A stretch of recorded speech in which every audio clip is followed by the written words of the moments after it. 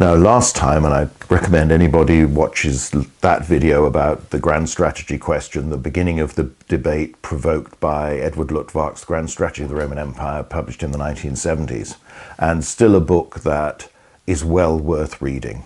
You know, you might not follow all of his interpretations. Plenty of scholars will disagree with some, in some cases almost all, but others are far more sympathetic, far more supportive, but it is still one of the most provocative and insightful books on the Roman Empire, its government, its military, its thinking, how it all may have worked. So we tried to introduce that last time, and as I say, go back and watch that video to make more sense of what's going to come, because today we'll look at the reaction that was a very wide-ranging, often quite bitter debate, but it's produced quite a lot of remarkable scholarship. And it's just, when you challenge people with one idea, even those who reject it have to come up with something as an alternative, which means they have to start thinking. So it has made all of us think a lot more about some of the things we take for granted about the ancient world and the Roman army. Now, it's never a surprise when anybody puts forward an idea within the scholarship in a particular field that very quickly people react against this and disagree extremely strongly. And this would happen. Luttwak was welcomed by some and stirred up a lot of opposition, a lot of criticism in others. Overall, again, it's how academia works. It can occasionally get out of hand, but the good thing about these sorts of controversies is it makes people look at issues much more thoroughly, ask different questions, try and see what the evidence really says. So it is stimulating, and it does produce a lot of good ideas, whatever conclusion you come to in the end. So the reactions have tended to focus around four main areas. And the first one is knowledge. And we've talked about this a little bit before. There's a video on what did the Roman emperor know about the army and the empire. That's out there somewhere in one of the playlists. So this often has focused around maps, and the conclusion that most have had to reach that really the Romans don't have a thorough archive of maps of their empire as we would understand them in the modern world, that give the sort of information that we would expect to find. So that when scholars have said, oh, well, look, you can see this frontier line is making use of this particular river, or, you know, when Augustus is pushing up towards the Elbe in Germany, that fails after AD 9 is abandoned. But, you know, was that a more logical, more practical defensive line than the Rhine, because it will connect up with things down on the Danube lower down more easily, or you can join that up more easily. They'll talk about salience in the line, all this sort of thing. And people will say, well, that's because we can look at this on a map and we can see this, but the Romans didn't have maps as we would understand them. They were very much tending to think in terms of routes. You know, you get to this place by going through A, B, C, D, but not going cross country. Within that, you have the broader question of what intelligence they had about what was out there, what was their knowledge of geography, beyond the empire in particular, but even, you know, in their frontier zones, the slow pace of communications, the difficulty of knowing what's going on. So knowledge becomes a big thing, and we'll come back to maps repeatedly because it's a major issue. Then we've got capacity. That's the reaction to say, well, it's all very well to talk about grand strategy and strategy, but these are modern terms, modern concepts. You know, there are no Roman equivalents, certainly for grand strategy, but even in many respects for strategy. There isn't a word that means exactly that in all cases, though of course we have to be careful how words can be used by a particular group to mean something. And if you're within part of that group, you know exactly what it's about, but outside, a term that's it doesn't seem to have, has other associations. So you have to be very careful with that.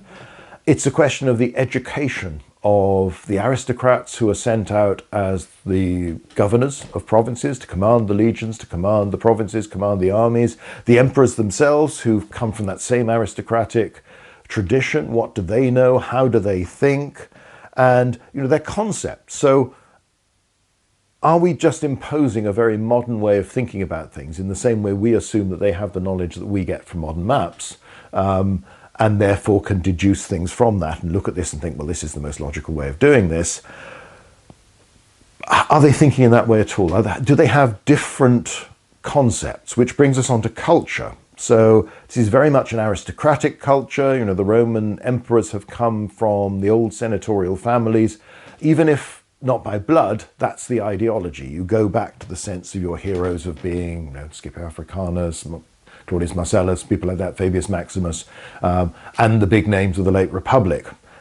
So the aristocrats, glory is important to them, power is important to them, and concepts of honor. So that there might be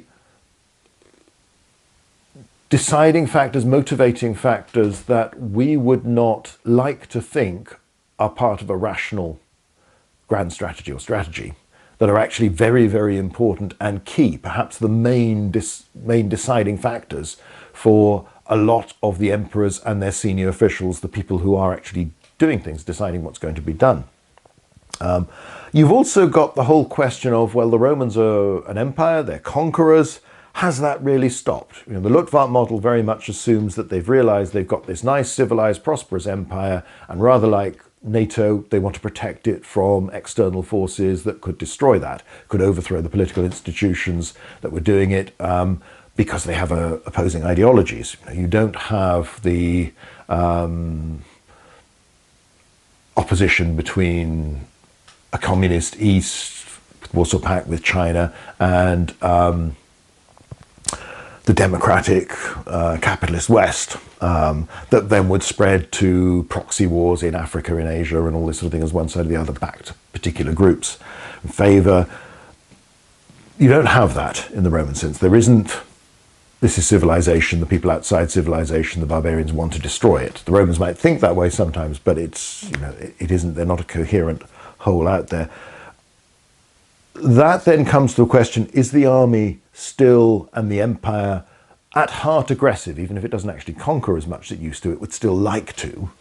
And therefore it isn't really thinking in terms of, well, we'll protect what we've got, at least not as its prime objective. Nobody is going to say, you know, oh, I've bought this house, you know, I'd like to buy 2 more houses, so I don't care if this first one gets burnt down by anybody who feels like it. You want to protect what you've got, you want to grow, you want to get more power, more prosperity. But that also means keeping what you've got. So it's, again, it's not as simple as you're either aggressive or you're defensive. But there's also the question mark of, to what extent is the army also a force of occupation? Is it there to oppress the populations of the provinces, of bits that are within your settled empire? So it isn't, for some, a guardian that protects you from the big bad wolf that's outside. It's actually the, you know, police state type thing that is holding you under its thumb to exploit you for taxation, labor, all of these things. So is it an army of defense or is it an army of occupation? And are those necessarily incompatible with each other? So you had several reactions, and we'll mention a few. One of the earliest was Dick Whitaker's The Roman Frontiers of the Roman Empire, originally written in French and then translated, and very much influenced by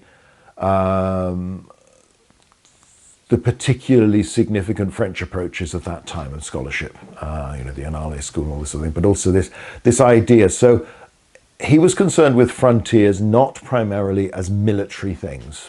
So he wanted to see what happens on a frontier, what happens in terms of trade, exchange of culture, ideas and goods. To what extent do frontiers divide people? To what extent are they places where actually a lot of activity, interchange, exchange is happening? So his interest was different, and he very much played down the military aspect and said, well, look, these aren't, you know, solid barriers. Actually, lots of people are coming back and forth, lots of goods are coming back and forth, and that maybe we should think in those terms, and that the Romans, that's what they're for. They're not, it's not the military side of it. So his book was mainly not about the military side and about the other aspects of frontiers, which again shows how these sorts of debates prompt people and urge people to go on and look at other things and try and understand other aspects as well as one particular focus. Later on in an article summing this up, you know, he came to the conclusion he didn't very much dislike the grand strategy approach, the sort of concepts of Luttwak, the emphasis on being defensive and all this sort of thing, much more cultural. So his Romans are still basically there to expand, they just don't do it so often.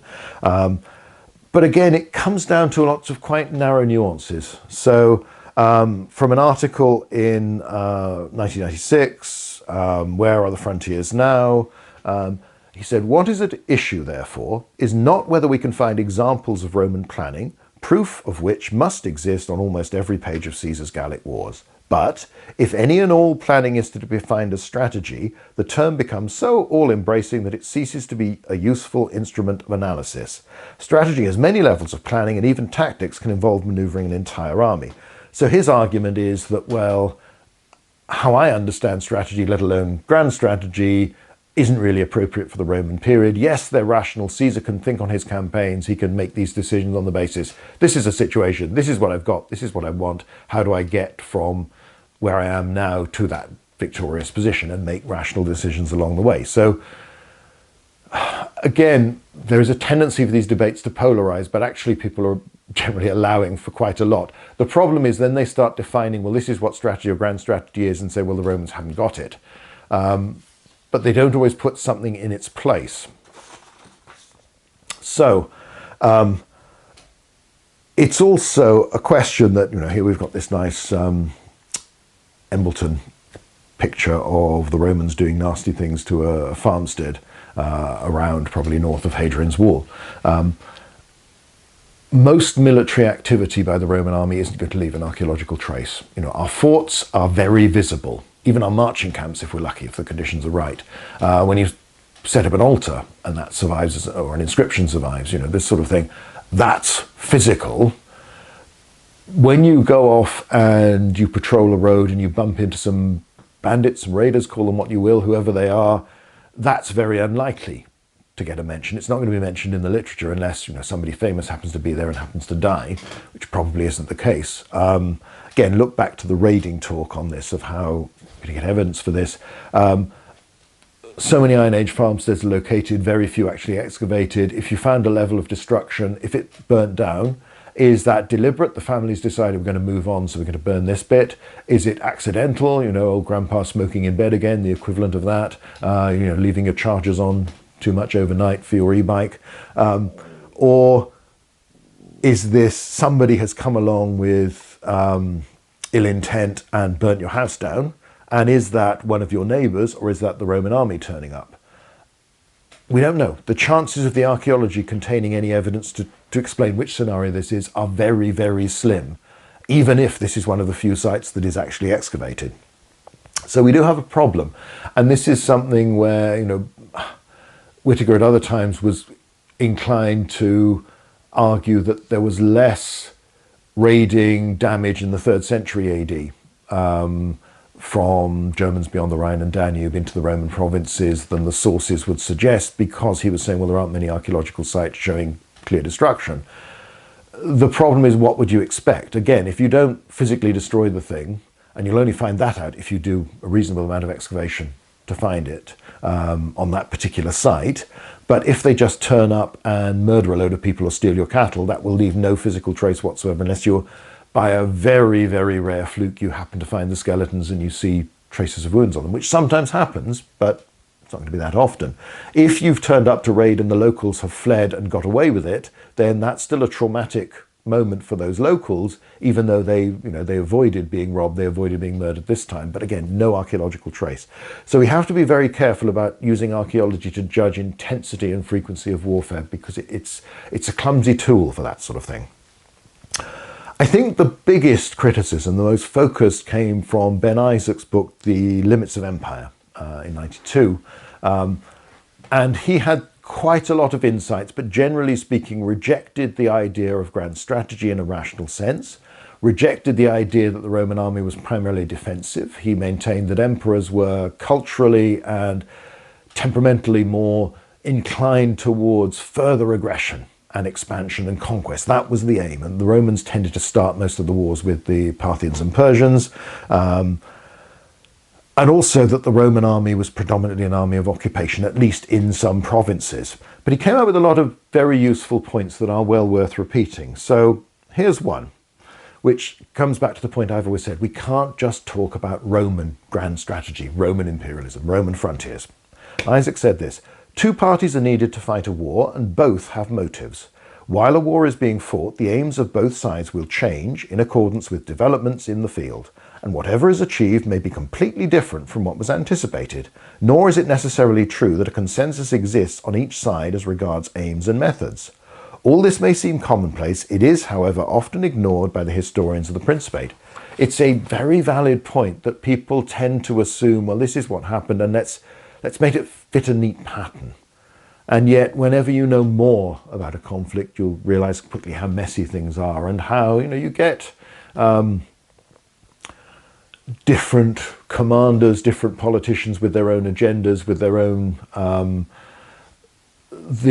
particular theatre commander will demand more and more resources for their area. Think of Rommel in the Second World War, sucked in far more troops and tanks than he probably needed, for his original job was to just stop the Italians losing Libya altogether. That's why he was sent there, and instead this expands into, well, let's conquer Egypt and let's push through there to Iran, Iraq and the oil fields and link up with in the Caucasus with Sixth Army, all this sort of thing. If you look at the numbers, the number of replacement tanks, for instance, being sent out straight off the production line to North Africa is disproportionate to the overall importance of this operation, given that the Wehrmacht most of the time is fighting this much bigger, far more significant and ultimately decisive war in Russia. And that's where the glamour of the idea, the excitement, the charisma of an individual, the favour he has with the political leader helps to lead. And perhaps people thought, well, maybe we can do this. Maybe we can get away. Rommel clearly did. Whether it was ever logistically feasible is another matter. But the Commonwealth armies under British command were doing their very best to make a pig's breakfast of it at times. So again, we can see the detail of that sort of stuff. But when you come to the Roman period, we are not going to have any of that. And we are deducing things, and there is a tendency that we will impose this very logical structure. Another thing we need to remember is that in many parts of the empire, there was nothing like the Cold War situation that Luttwak had going on in the back of his mind, because that's what he was used to. You could argue that you've got the rival power in the east, the Parthians followed by the Sasanian Persians, and of course my Eagle and the Lion or Roman Persia. That's what that book's about, trying to trace that and trying to understand within the context of some of these debates. And won't spoil it for people too much, but my feeling was the more you look at it, actually none of these theories really fit exactly to what's going on. But in most areas you're dealing with people who are organized in a very fragmented political system. You've got tribes, you've got clans, you've got kings, you've got chieftains, you've got, just because you're all a load of Germans as far as the Romans are concerned, you are not a homogenous group. You are certainly not politically united in any stretch of the imagination. You're often hostile to each other, and even within tribes, it's the picture you get from Caesar, from elsewhere, of power struggles within communities and people seeing the Romans either as a big friend that can be useful to make me powerful locally, but then they might change their mind, as Arminius does later on. This is now no longer such a good thing, and others who oppose you because their rival, their local rival, has got Roman backing, and therefore you need to do something so you become more hostile to the Romans. The mistake with all of this, and when you come to the client kingdoms of the East, the other kingdoms beyond the frontier, the ones between the Roman and Parthian Persian Empire, is to simplify things and see people as pro-Roman, anti-Roman. And that comes almost to the sort of Cold War, pro-Western, pro-Soviet mentality, and therefore anti the other. It's not as simple as that. All these people, particularly where there's no real ideological basis, as you would get in the Cold War situation, they are pro themselves and have their own interests quite naturally, and that sometimes it's convenient to be friendly to the Romans, sometimes it's convenient or more useful, or your best option is to be hostile to them. And the same person can go into both of those categories.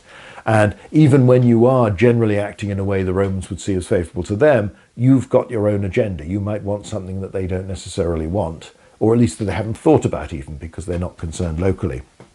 So although you have the one big empire, in the main you are dealing with lots of different peoples, and all the things we talk about, we tend to forget that, we talk about the Romans, oh, well, they haven't really got good maps, they don't really have much sense of the geography beyond their empire, they don't know what's going on, how can they plan?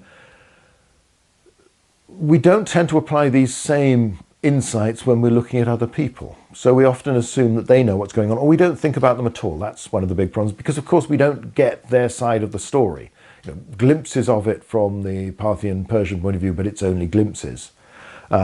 So this passage from Strabo is quite interesting, where under Augustus, the warriors of Queen Candace of Ethiopia attacked the Roman province of Egypt at least twice. The first Roman counterattack achieved little, but after a second, deeper invasion, the queen was willing to negotiate for peace. When her ambassadors were told by the prefect of Egypt, that's the equestrian governor of Egypt, this unique for a big province with legions in it, their ambassadors told by the prefect that they must go to Caesar Augustus. They protested. They did not know who Caesar was or where they should have to go to find him, and were given an escort to the emperor, who happened to be on the island of Samos when they reached him. So that's a reminder that from, again, we can see the Roman Empire is this whacking great thing that stretches from the Atlantic to Euphrates, has this big sophisticated army, lots of money, lots of people, all of these sorts of things. If you happen to live bordering on that empire, your perspective is very different. You might see the province adjacent to you, you might see the troops stationed in it, perhaps on its frontier, you might interact with those, you might have a long history of, depending on when the Romans arrived, when your political regime has got there. Remember, things are not static, things change, groups move around, migration occurs in some of these areas at times. You have very little sense of a bigger Rome. Now, there'll be exceptions. There'll be people, particularly from the bigger states, who've been educated within the Roman system, particularly Parthian princes who've grown up in Rome. Some Germanic leaders, same thing. Arminius's grandson is sent to be king to the Cherusci, having been raised in Rome, doesn't do too well. So those people will, but then they might be losing touch with their home community and its attitudes. There's a criticism of one of the Parthian royal family that returns to become king of kings in the east, that he's grown up in Rome and he doesn't really like hunting in the Parthian fashion. So it's probably one of many faux pas. It's probably not the only reason the nobles turn against him, but it's that factor that he doesn't understand them, they don't understand him. So you have that perspective. People don't necessarily know what's going on. So again, we can often misunderstand, or we'll assume that they have a real sense of how big the Roman Empire is, how powerful the Roman Empire is, and therefore, well, you wouldn't want to pick a fight with that, would you? But again, we've got to ask the same sort of questions we ask about the Romans, about everybody else, even though there's not the evidence to answer them.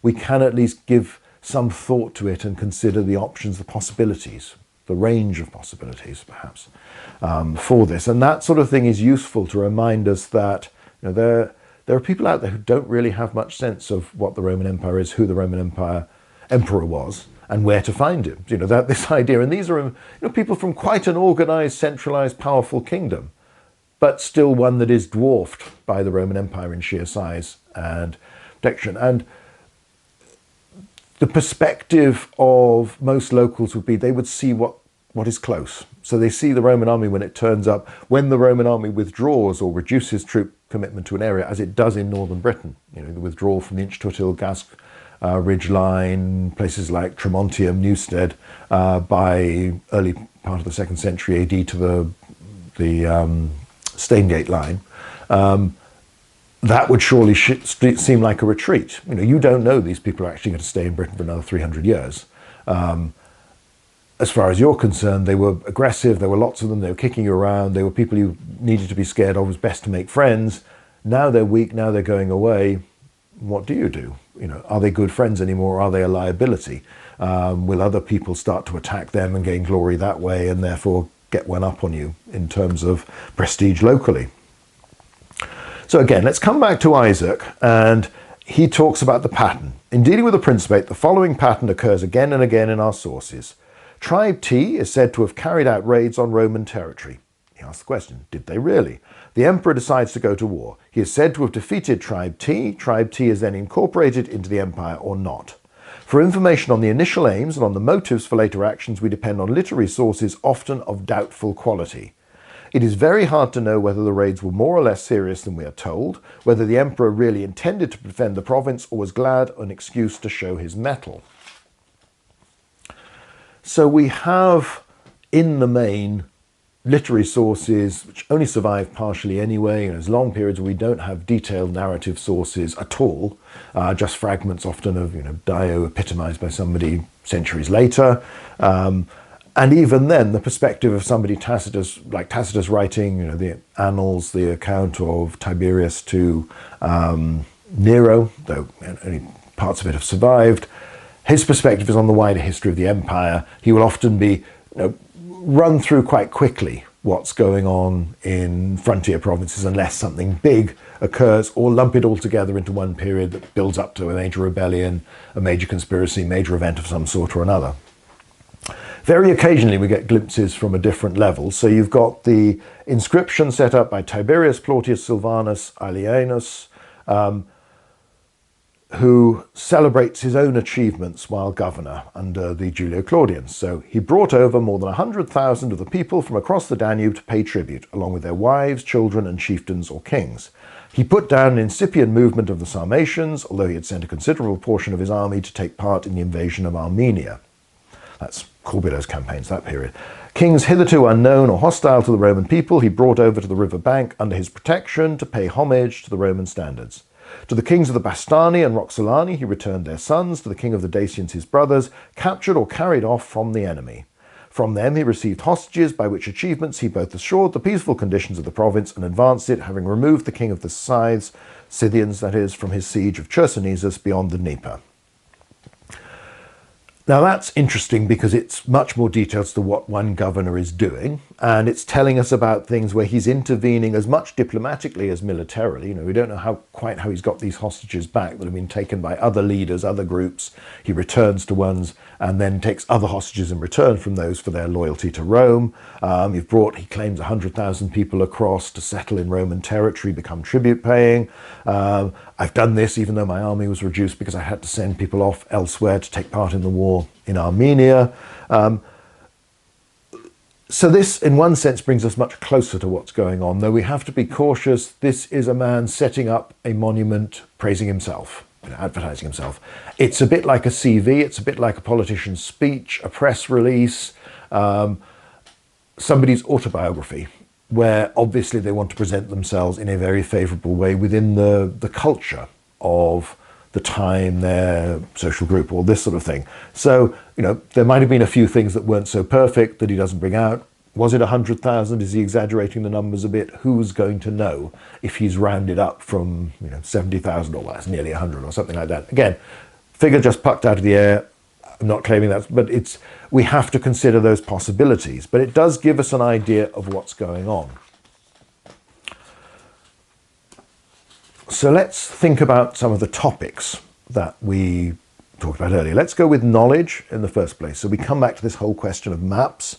Here's a picture of the Putinger table, this surviving late Roman map that is really beautiful, but is designed to be on a scroll. So anything can only be the height of the scroll, and it makes the Roman Empire as this one long line, squelching things together. In particular, waterways, seas, things like that are not represented remotely to scale. None of this is actually to scale, but it shows where places are, where provinces are, the roads that join up the places within them and then the provinces, and therefore how you would get, again, from A to B via C, D and E and so on.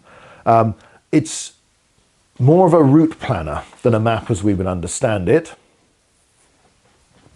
It certainly doesn't give any indication that if you were a Roman emperor like Hadrian and you want a wall built in the north, then where would you put it? Where's the best place for it to go? It's not giving you the sort of detail that you might get on a modern Ordnance Survey map here in Britain.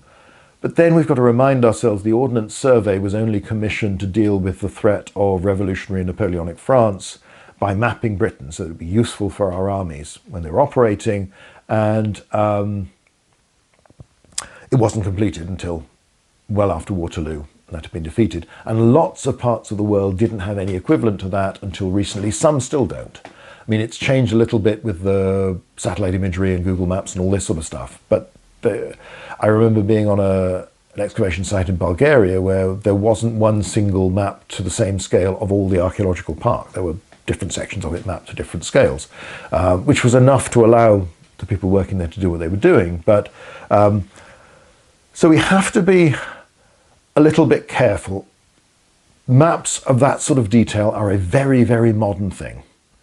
And it comes back to a broader question that if the Romans are considered not to have had grand strategy, then pretty much any state and leader before the 20th century, and in some cases the latter part of the 20th century, wouldn't have had it either. Louis XIV, people like this, Napoleon even, they are getting some, maps are important to him, he understands the world via maps, but again, a lot of those have to be made as the army is going along. And a lot of training for staff officers that period, including in Britain, is to do with making maps, sketching. Wellington has to commission maps, studies of routes, sketches of, okay, this is the path you're going to have to go through, this is what it'll look like. It's the sort of daily bread, really, the daily work of a lot of these people who ride around, even exploring officers. Yes, they're doing some dramatic stuff, spying on the French, but they're also just reporting, well, this is the road, this is how good it is, this is where it goes. And when all's said and done, even with the most sophisticated modern maps, an army today is still going to send people out to go and look, because there'll be lots that won't be on the map. The map will never be 100% up to date, because as soon as it's printed, things will change. And that's particularly true, before rivers and the like have been so narrowly channeled by modern agriculture. They can move around a lot. That's a significant thing if you've got an army. Where do you cross? Where do you put your camp? So perhaps think of it this way. If you decide to buy a house now, you might well have a look at a map, say, oh, well, this is where this town, this village is. You might then go and look at more detailed maps or Google images of, say, well, this is the street we're in. You'd be doing research about, well, I want to know, I commute to work, I need to be able to get the train to London or wherever it might be. Where's the nearest station? Where's the bus that can get me to that station? Is there a car park if I drive? What are the schools like if you've got children or are expecting to have children? All of these considerations, but I don't think anyone would buy that house if they could avoid it without also going to look. These things give you information, but there were certain impressions. None of that might tell you that there's a terrible smell because the people across the road are really big on composting and haven't maintained it very well, or they keep pigs or something like this. Who knows? This sort of stuff.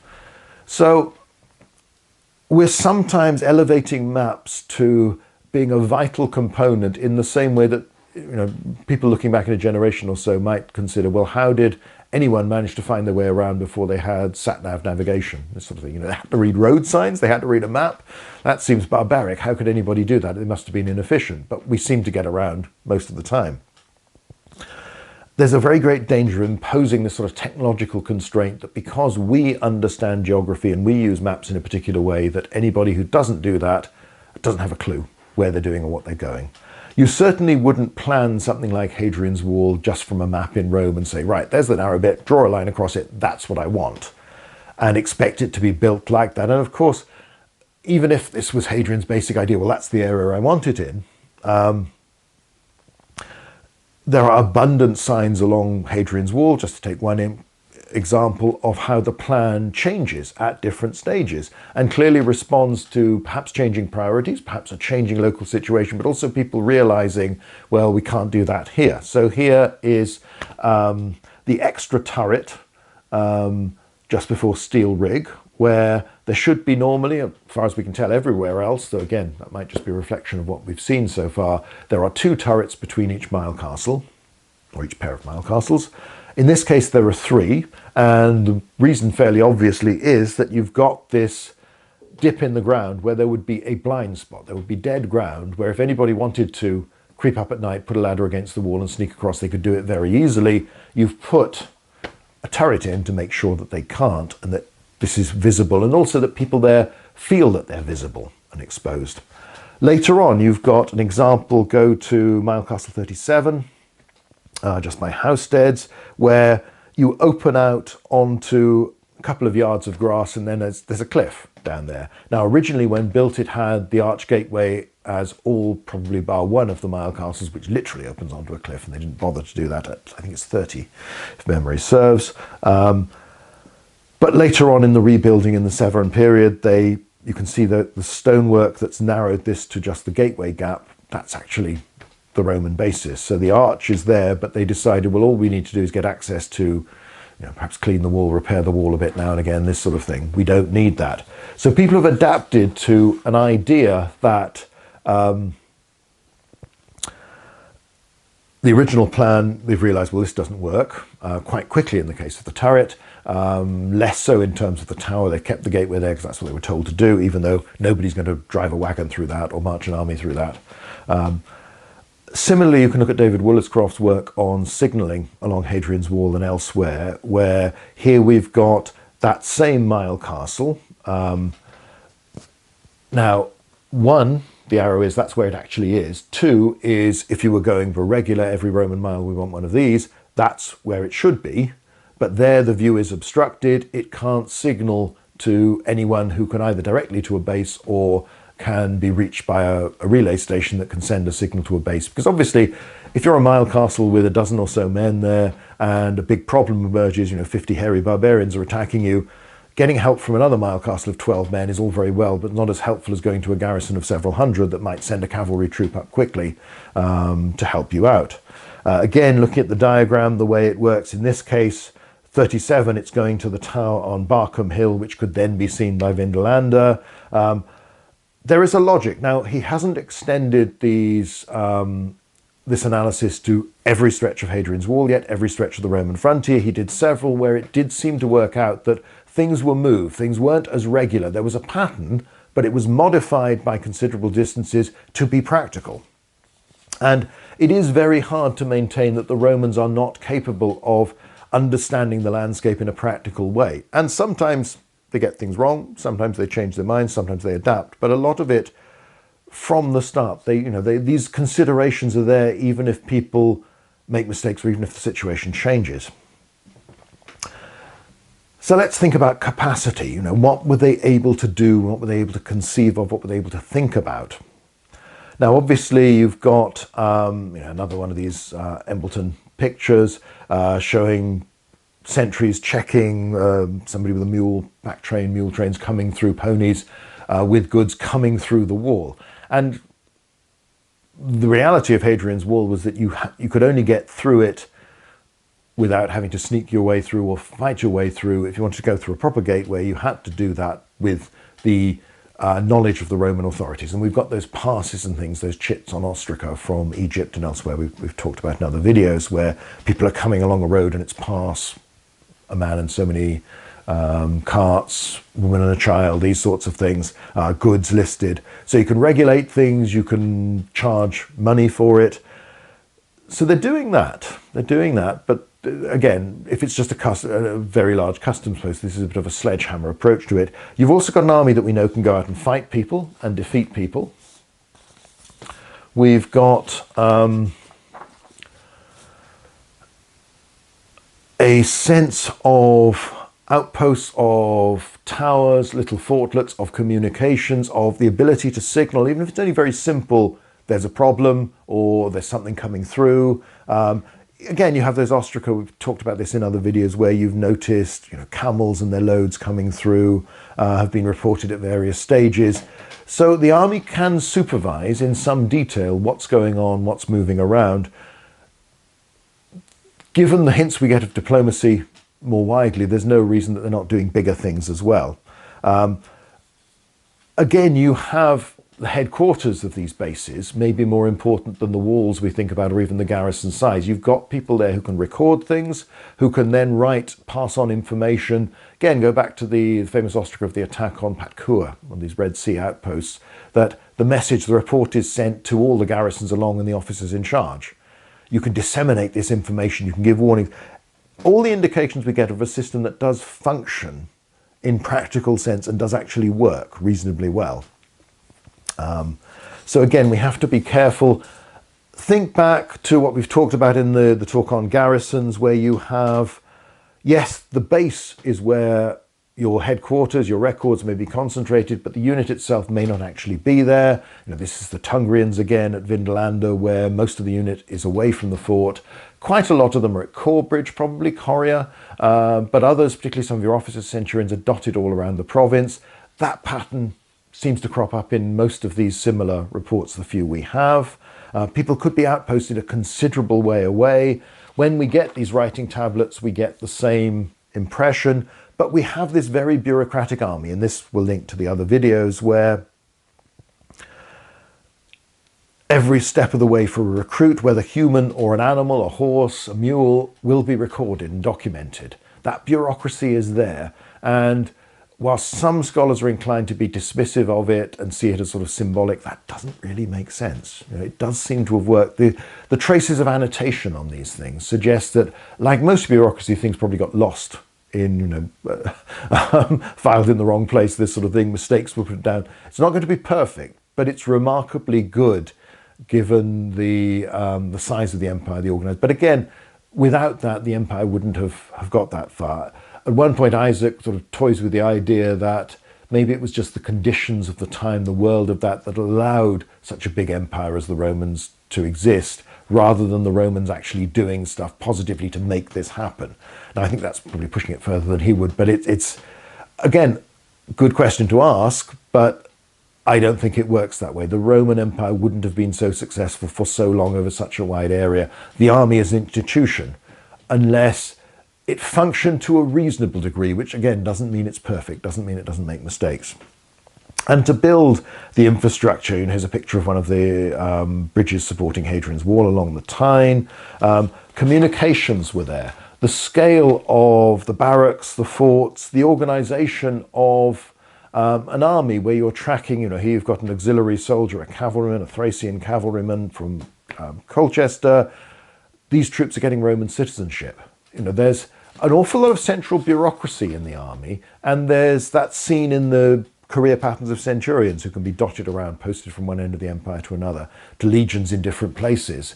Somebody is organizing all that, and we really see the shadow of it rather than the full details of how it functioned. And again, remember, out there, you're dealing with lots of political social groups that are not united, that are fractious, they fight each other as well as you, and many of them are warlike because that's the only way you survive in this world. So coming back to the idea that, oh, well, Emperor reports raids on a province and then chooses to respond, were there really raids on a province? Perhaps occasionally it was fabricated, but the idea that was sometimes pushed, particularly post the Iraq War, by some scholars that, it fitted in with the political agendas of the time. The Roman emperors they need glory, they need a war, therefore they fabricate the cause for one.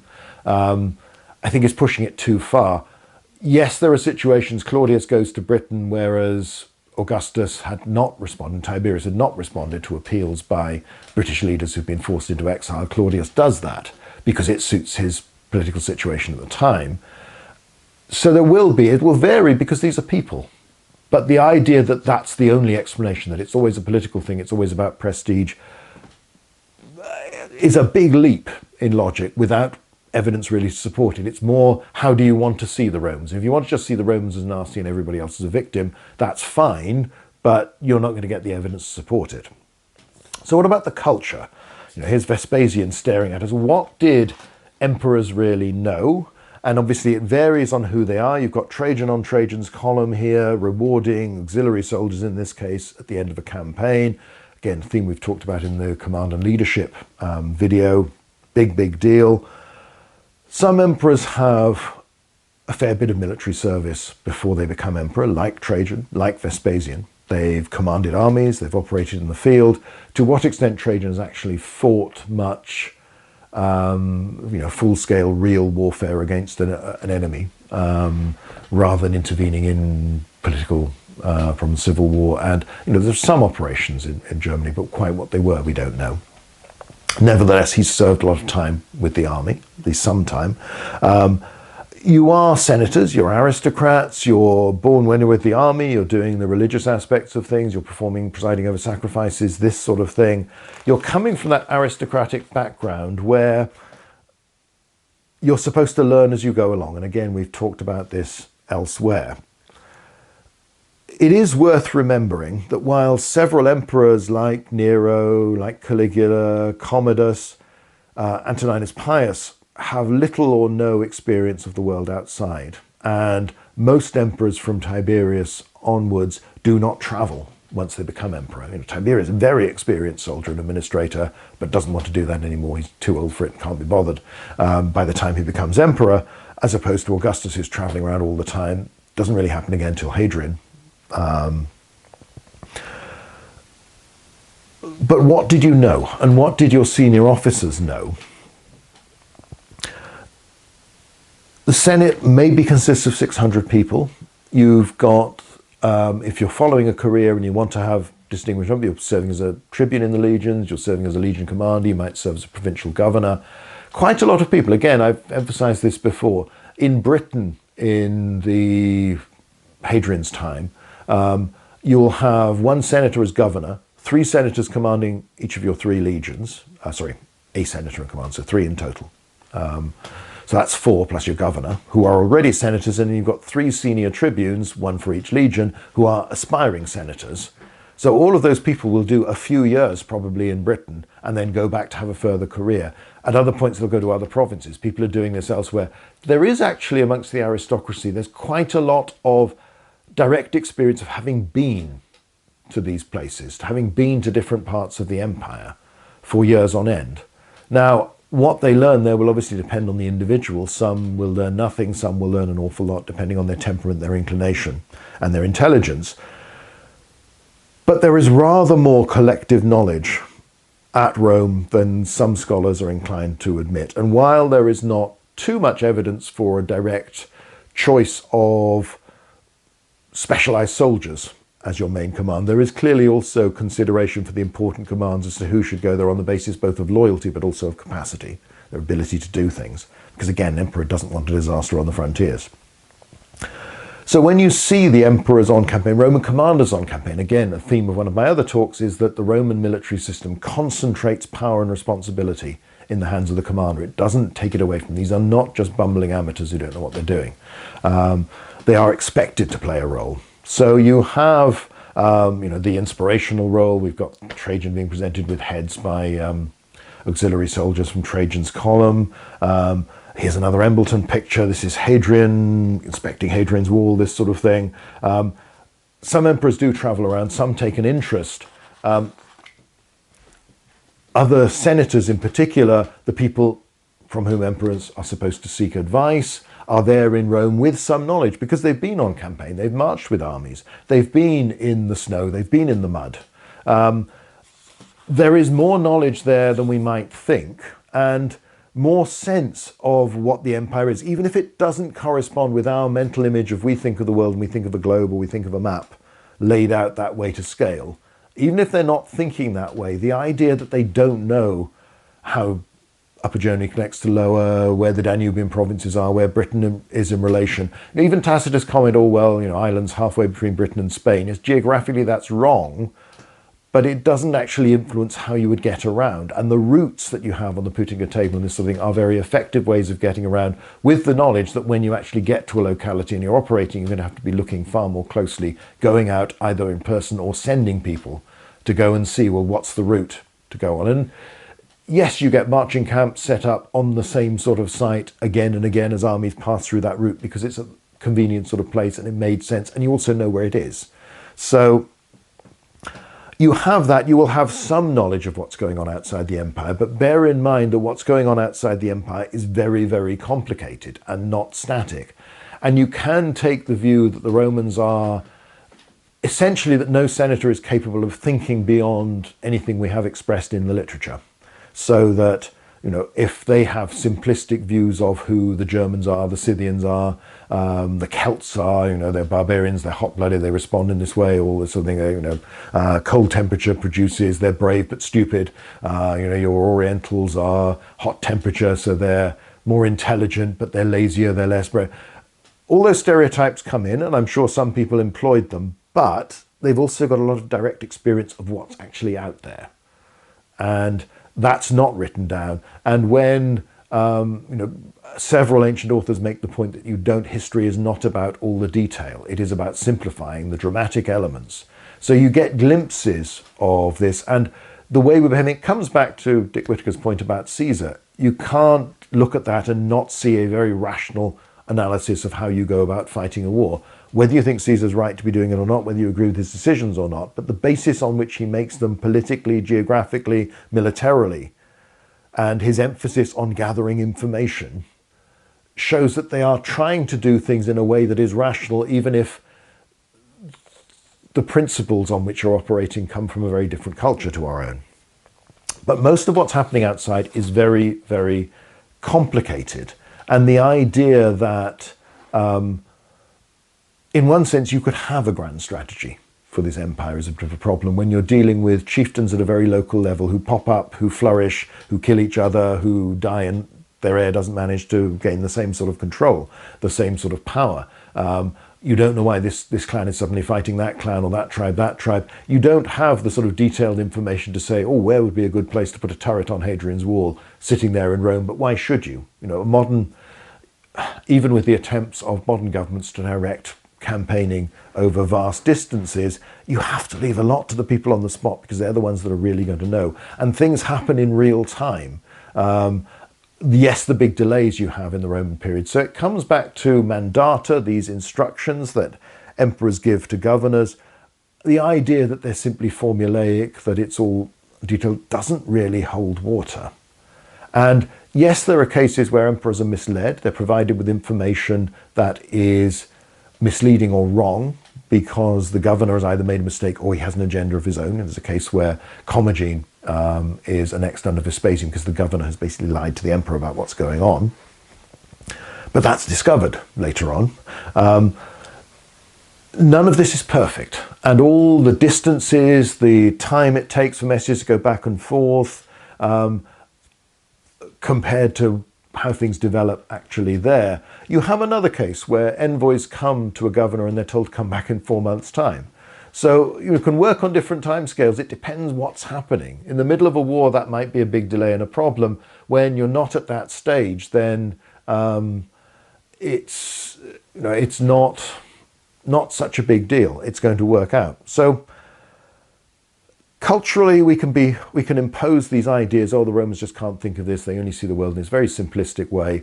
That's much more a reflection of the literature as it survives and how we choose to analyze it. It would be like trying to reconstruct the foreign policy of the United States for the last 25 years based on 25 years of Hollywood movies, those periods, what they've talked about, how they've expressed the world. There would be elements where every now and again you'd get a sense of things, but there'd be an awful lot of invented stuff, fantasy stuff, all this sort of thing, and nowhere near as complex, and it wouldn't reflect changes in government, in particular individuals in the post, all this sort of thing. We shouldn't expect the literature to tell us all these detailed questions. That's not what it was for, not what its audience wanted. That's even before so much Vitus Prime. So, yes, the Romans were conquerors. Let's come on to this bigger question. Was it really about attack or was it about defense? So, in the one sense, we've got, for much of the empire, the Roman army distributed in frontier areas. Some scholars assume they're just sitting there in their forts waiting for things to happen. I'm of the view that everything is much more active. You should see them moving around. You should see patrols going out. Because again, you don't want soldiers just sitting on their behinds all the time because it makes them not very good soldiers at the end of it. Apart from in the Roman context, they get bored, they can rebel and try and proclaim somebody else as emperor. So, are these images, Peter Connolly one, of cavalry on patrol? Yes, during a war, but what are you doing? What's normal? What's in the period between the big wars that we might hear about in our sources? How active are you then? Well, Hugh Elton wrote a good book on this, said, well, a lot will depend on the energy, the tendency, the personality of the commander locally. Is he someone who's trying to show off, wants to keep people active? Is he someone who's fairly slothful, is just serving his time? It will depend. What are the situations? Have you decided you want to present a very bold face to all around you to show how big and powerful the Romans are and that the Romans are there if you need them, or the Romans are there to duff you up if you do something that upsets them? Or are you trying to be calm, give an impression, no, this is not an occupied state, let's keep everything fairly relaxed, let's not parade Roman power too much? Again, this is the sort of level of information we're not going to get from our sources. Evidence for direct warfare is always going to be slim. Evidence for small-scale warfare, the raids, the low-intensity warfare of Luttwak, Again, very rare. There'll be occasional exceptions. You know, the wagons full of loot dredged up from the Rhine. The move in from the 3rd century onwards, in particular, for more and more towns and cities to build walls around themselves, does suggest that there's some reason for this, even if it's like buying the best home security system that you can afford in the hope that it never gets used, that it's enough of a deterrent that nobody ever actually attacks you. Again, there's always the mistake to think that defenses are only of value if somebody attacks them. They're of really high value if nobody ever does, because they scare people off. But again, that's not going to leave traces. So, there's Caerwent. We've got, again, that's probably from Trajan's column, the heads on stakes above a wall, but not quite clear. Probably a Dacian fortress, but not quite clear. But you do have at Vindolanda the skulls they found in the ditch that were clearly set up over the gateway. It doesn't seem to be unique. The headhunting you see, the Romans can project their power, their force. We're tough, don't mess with us. On the basis of these forts. And again, remember, it's who lives there and where they can go and what they might do. It's not just, this is a fort, anybody comes and attacks us, you're in trouble. This is where you live. It's not where you do everything. Hadrian's Wall, coming particularly from the eastern section, where they've now found more recently traces of all these stakes, obstacles between the ditch and the wall. You might not get this to the windsill, because in some areas there you don't get a ditch at all because there's a cliff instead. But nevertheless, the impression is so far that actually this is most of the wall, that it may be, there's a nice theory they show here with the turret, that the ditch there comes closer up to the wall itself, so that there's no dead ground. If somebody's in the turret throwing things or shooting things, they can see all along into the ditch. There isn't a sort of, people can get as far as the ditch and then wait there under cover before they try and rush the last way. The other thing to look at is what's inside the empire, the prosperity, the villas, the sense that for much of this period, these are not expecting major attack and major threats. And the prosperity of the empire, and that's clearly the case. Every now and again, something breaks down, you get a big raid that comes in, and that will become more and more common from the 3rd century onwards. And into Ammianus, when he talks casually about, oh, well, there were lots of, having described some quite small-scale operations, there were far more than these, but I can't be bothered to, fill the narrative full of all these unimportant, these minor events. Again, go back to my talk on raiding. Give a sense of that impression of the low-intensity threat, as Luttwak would call it. So where does that put us all at the end? There isn't a simple answer, and if you're talking about grand strategy, again, it depends what you mean by grand strategy. I don't think there is any reason to assume that the Romans were any less capable than an 18th century monarch or a 19th century prime minister or government of planning and had an awareness of the world. Yes, it's less based on our concept of maps, but nevertheless, particularly before you get to steamships and telegraph and this sort of thing, which greatly speeds up communication, though even then you could have governors on the spot having to make decisions or choosing to make decisions in the hope that everything would be over by the time the government heard about it. And they would have got the right call, and therefore that would be fine. All of that's magnified. Everything is slower in the Roman period in terms of communicating, and the emperor cannot, from Rome, micromanage every province and every frontier. He can choose the men in charge, he can send them out with instructions based around what's happened before, but again, comes back to the point made early on. This emphasis that we had on the emperor being essentially waiting for someone to come to him with a petition or a problem, and then he decides, I'm going to do something about this or not, and if I do, this is what I'm going to do, and then sending those instructions back. That is actually how most governments work most of the time.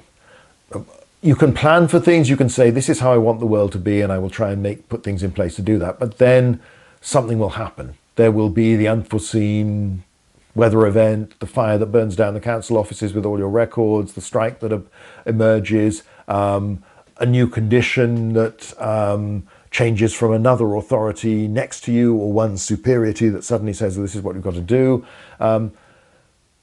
And the same with major governments. You know, national governments talk about we're going to do this, that, and the other, but actually they are responding to problems and they're inheriting. They're not starting with a clean sheet. They're inheriting a situation where the decisions of others have contributed to where you are at this point. Some within your country, others from beyond that, other factors that are coming involved. And particularly when it comes to international relations, you know, the other party, or more probably parties, have their own agendas, their own moves, and they might be changing as who's in charge there or what they want and how they're going to go about it. With the Roman Empire, the distance magnifies all of this. The sheer size of the empire magnifies all of this. And the disparate nature of the communities you're dealing with. You know, even with the Parthians and Persians, you have a king of kings and various sub-kings.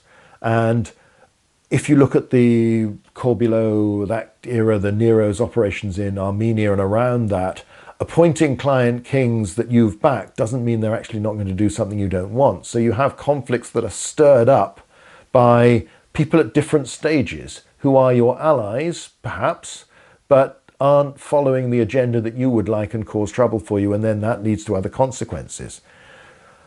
That's even more true when you go to the lower level, the tribal structures of the Germans, the North Britons, peoples in North Africa, where it's very complicated. And some of the activity there, and there is plenty of evidence, more than we'd expect, but you know, it's there to show that in many areas the Roman army is operating at a very low level against small numbers. You know, it's the 60 barbarians that attack Pat Kua. That's assuming they're not counting double because they've attacked in the darkness part of the time. It's all those little outposts, those turrets and towers along a roadway, with a few people in them, presumably, sometimes military, sometimes not. The little fortlets, the little outposts, as well as the big garrisons. The Luttwak would put all this under low intensity. He doesn't really make the connection fairly directly, and others have been fairly dismissive about this. You know, Isaac is inclined to say, well, I don't think the emperor would be bothered about small-scale banditry. And it is difficult in many areas to know what's going on. You know, he argues that there isn't a desert frontier with a major problem from the nomads beyond raiding, perhaps until late antiquity, perhaps not at all, and that the idea there's a frontier system to defend against this isn't based around evidence. But then you've got to argue, well, what are they doing there? The argument that a lot of the Roman army is an army of occupation has some truth in it. You know, there are legions stationed near Alexandria when Alexandria is probably not under direct threat from outside, other than perhaps from Roman rivals in a civil war, but that's not very common. On the other hand, Alexandria is prone to large-scale intercommunal violence. So you can't just let that happen indefinitely because you don't know where it's going to lead. On the other hand, a lot of it, you know, will be partly condoned or only... And there's a limit to what you can do in riot control in this period. You know, you send in a lot of soldiers with clubs or with edged weapons, but you don't have water cannon and you know, modern policing, the ability to control some of these in non-lethal ways. So you have that sense, and there is an impression that a lot of legionary troops and perhaps others are stationed in or near cities like Antioch in the east. Later on, 10th Legion is in Jerusalem, post 70, and stays there a long time.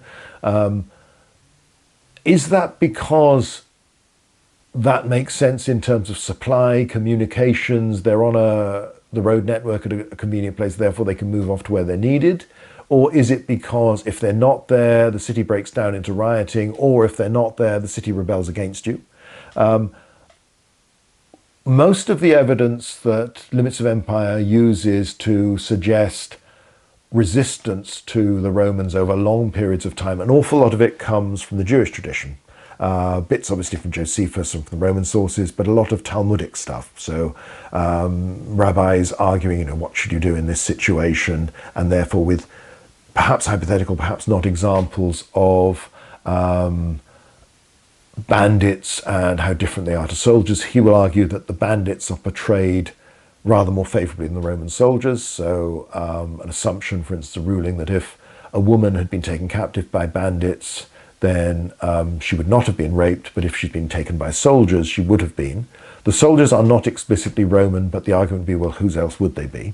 On the other hand, is this in the situation of they're simply interrogating some people and abusing their power, grabbing someone and mistreating them? Is this in the context of they've stormed a city and as a result of a rebellion and the responding to that, or in the context of a war? We have to be very careful. Two reasons. One is that the Jewish population has a stronger sense of its own distinct identity that predates anything to do with Alexander the Great, let alone the Romans in that area, than many other communities in this wider region. And even with that, yes, after Bar Kokhba, there's no real sense of a large-scale rebellion. Just how much banditry, resistance there was is highly debatable, very hard to quantify. There are clearly problems. There are people call internal frontiers, areas within the empire, particularly hilly areas, mountainous areas, where there always seems to be a problem with banditry, as the Romans would call it, lestes. Groups like this. Harder to say, is there a political motive to all or some of this? And to what extent the Romans don't ever, in many of these areas, Izorica and things like this, they don't ever end it altogether, bring complete and permanent peace, but they also don't ignore it.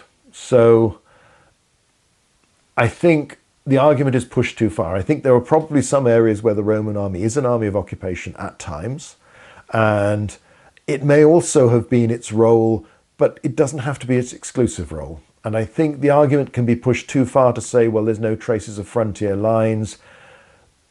But again, we're not sure what the threat is. We're not sure what we're dealing with. We're not sure how the best way would be to sort that out. If you are putting up outposts all along a road, then that presumably means you feel this needs to be policed. Now, that could be all about customs duties and this sort of thing. But again, it seems rather excessive. So the idea that you've got people in outposts to warn of potential problems does suggest you're considering potential problems. I would also come back to the point I made in the raiding paper. It's all very well to dismiss this low intensity stuff and say, well, it's not going to lead to big wars, so there aren't big threats to the empire. And another of Isaac's claims is that the Romans initiate all but one war between the Parthians and Persians, against the Parthians and Persians in the first few centuries AD, and it's for glory of Roman emperors. It's nowhere near as clear as that, and in most cases we don't know what the provocation for the conflict is. And if you look at the restraint in the war under Nero, then how neither side seems to want this to build into a big empire versus empire war. It's all about who's going to rule in Armenia and dominance of surrounding areas, or at least influence of the surrounding areas, and prestige, which comes back to these ideas of culture, glory, prestige, that are important, but they are extra elements within the rational calculation. And this, Susan Matten has written a book on emphasizing very much honor and concepts of power and perception of power in international relations, and is very right to highlight these. But none of this is incompatible with what's the practical thing? Are there threats? How do we deal with them? How do we protect the empire?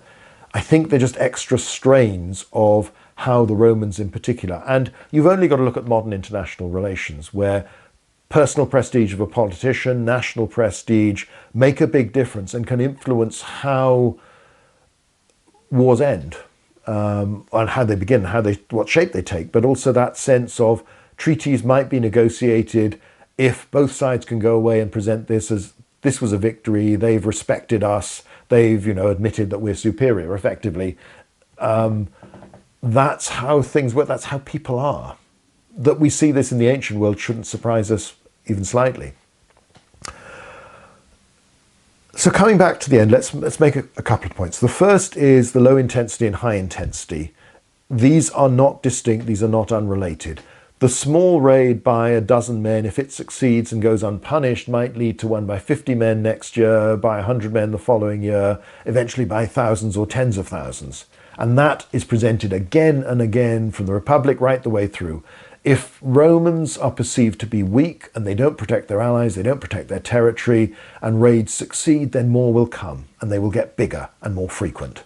And then you will have a big war and you'll have to deal with the large army. So there is a relationship between the skirmishes and the big campaigns and the big battles, because one can lead to another, apart from the fact that obviously the big campaigns will involve lots of smaller operations as well.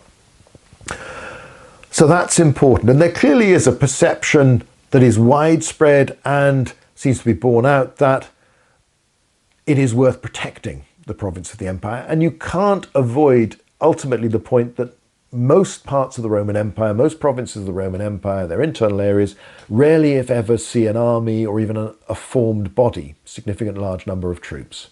They're not there. They don't need to occupy and hold this down by force everywhere. It doesn't mean there aren't some areas where that happens, but the idea, and even in places like Judea, there aren't big rebellions for centuries after Bar Kokhba. There might be resentment, there might be a belief, but there's also that odd thing where you have communities in, say, Galilee that archaeologically are harder to see as distinctively Jewish for centuries and yet in late antiquity reappear as openly, which rather suggests that some of your practices, some of the ritual things are remembered all the way through, but you don't parade it too much because that can be unpopular. So a sense of identity and a desire that if things were better, we wouldn't be part of the Roman Empire, we'd be our own people, might be there, doesn't necessarily all the time lead to violence or a strong threat from a Roman point of view. The other big thing is that we must avoid being too rigid in our definitions and just saying, this is grand strategy, the Romans need to do A, B, and C to qualify for this. Well, they don't do all of them, therefore they don't have grand strategy. That's not a useful concept either. At times, the Roman Empire and Roman emperors are eager for expansion, though under the Principate, they never go back to the levels of rapid expansion that occurred in the 1st century BC and up to the reign of Augustus, and sporadically in the 2nd century BC before. So something has changed. That there is a fundamental shift. The empire is more defensive than it had been in earlier periods, which doesn't mean that it isn't sometimes offensive as well. And whatever you talk about, empire without limits, power without limits, glory without limits, all this sort of thing, yes, those are good things, but those are not the only motive force for an emperor. Other things matter as well. So it's messier, it's less clear, and it's not as simple.